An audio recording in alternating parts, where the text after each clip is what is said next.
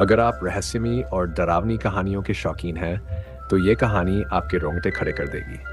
ये सिर्फ एक फिल्म नहीं, बल्कि एक ऐसा रहस्य है जिसे जानने की हिम्मत हर किसी में नहीं होती।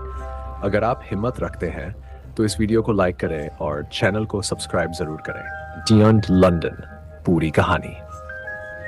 फिल्म की शुरुआत मांटेर्ची के लंदन में होती है, जहां मां राजकुमारी शिवांगी मीरा चोपड़ा अपने पति वीर सिंह विशाल करवाल के साथ एक शानदार हवेली में रहती है। उनकी शादीशुदा जिंदगी अच्छी चल रही होती है, लेकिन अचानक वीर के साथ अजीबोगरीब घटनाएं घटने लगती हैं।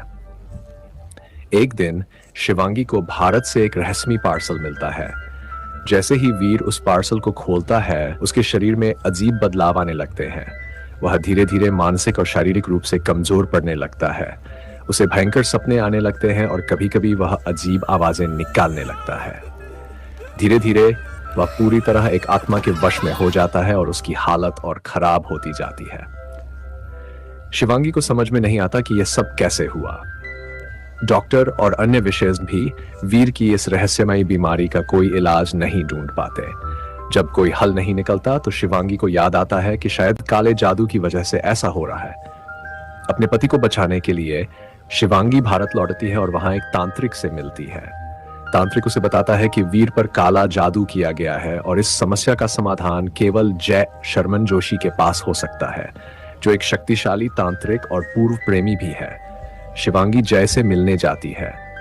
जय एक सिद्ध तांत्रिक है, जो अघोरी साधना और तंत्र मंत्र में माहिर है। पहले तो वह मदद करने से मना कर देता है, क्योंकि शिवांगी ने कभी उससे बेवफाई की थी। लेकिन जब शिवांगी उसे सच्चाई बताती है, तो जय उसके साथ लंदन जाने के लिए तैयार हो जाता है। लंदन पहुंचते ही जय को एहसास हो जाता है कि यह कोई साधारण आत्मा नहीं, बल्कि एक बहुत शक्तिशाली और बदले की आग में जल रही आत्मा है। जैसे ही जय हवेली में प्रवेश करता है, उसे हर जगह एक खतरनाक ऊर्जा महसूस होती है। जय वीर का इलाज शुरू करता है, लेकिन जैसे ही वह मंत्रों का जाप करता है, वीर भयंकर रूप से तड़पने लगता है। आत्मा जय पर हमला करती है, लेकिन जय खुद को बचा लेता है।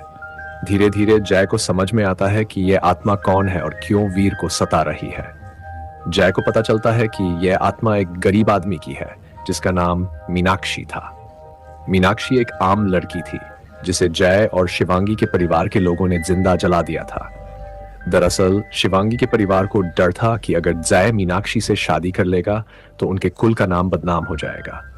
इसलिए उन्होंने षड्यंत्र रचकर मीनाक्षी की हत्या करवा दी थी। मरने से पहले मीनाक्षी ने यह शाप दिया था कि वह लौटकर अपने हत्यारों से बदला लेगी। लेकिन चूंकि जय बहुत शक्तिशाली था, इसलिए आत्मा सीधे उस पर हमला नहीं कर सकती थी। इसलिए उसने पहले वीर को निशाना बनाया, ताकि जय को कमजोर किया जा सके और बाद में उस पर हमला किया जा सके। जय को समझ में आ जाता है कि अगर उसे वीर को बचाना है, तो उसे आत्मा का सामना करना ही होगा। वह एक तांत्रिक अनुष्ठान करता है, लेकिन आत्मा बहुत शक्तिशाली होती है और अनुष्ठान को तोड़ देती है। वीर पूरी तरह आत्मा के कब्जे में आ जाता है और हवेली में अजीब घटनाएं होने लगती है।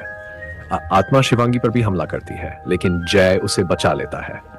फिर जय एक और शक्तिशाली अनुष्ठान करने की योजना बनाता है, जिसमें उसे आत्मा को फंसाकर जलाना होगा। वह एक यज्ञ करता है और वीर को अनुष्ठान के केंद्र में रखता है। जैसे ही आत्मा प्रकट होती है, जय और शिवांगी मिलकर आत्मा को एक विशेष तंत्र मंडल में कैद कर लेते हैं। लेकिन आत्मा इतनी आसानी से हार मानने वाली नहीं होती। वह जय को धोखा देने की कोशिश करती है और उसे भ्रम में डाल देती है।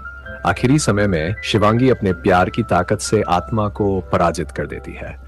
जय तंत्र मंत्र की मदद से आत्मा को पूरी तरह खत्म कर देता है और वीर को बचा लेता है।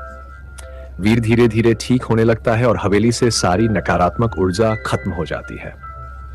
शिवांगी जय को धन्यवाद देती है, लेकिन वह जानती है कि अब वह उसके साथ नहीं रह सकती। जय भी जानता है कि उनका प्यार अधूरा था और हमेशा अधूरा ही रहेगा। जय चुपचाप लंदन छोड़ देता है और भारत लौट जाता है, जबकि शिवांगी अपने पति के साथ अपनी जिंदगी फिर से बसाने की कोशिश करती है। फिल्म के अंत में जय अकेले बैठा होता है और मीनाक्षी की यादों में खोया हुआ होता है, यह दर्शाते हुए कि कुछ घाव कभी नहीं भरते। 1920 लंदन सिर्फ एक हॉरर फिल्म नहीं है, बल्कि यह प्रेम, विश्वासघात और बदले की कहानी है। यह फिल्म दर्शाती है कि आत्माओं की दुनिया रहस्यमयी होती है और अगर किसी के साथ अन्याय होता है तो उसकी आत्मा शांति नहीं पा सकती। फिल्म का क्लाइमैक्स रहस्यमयी और रोमांचक है।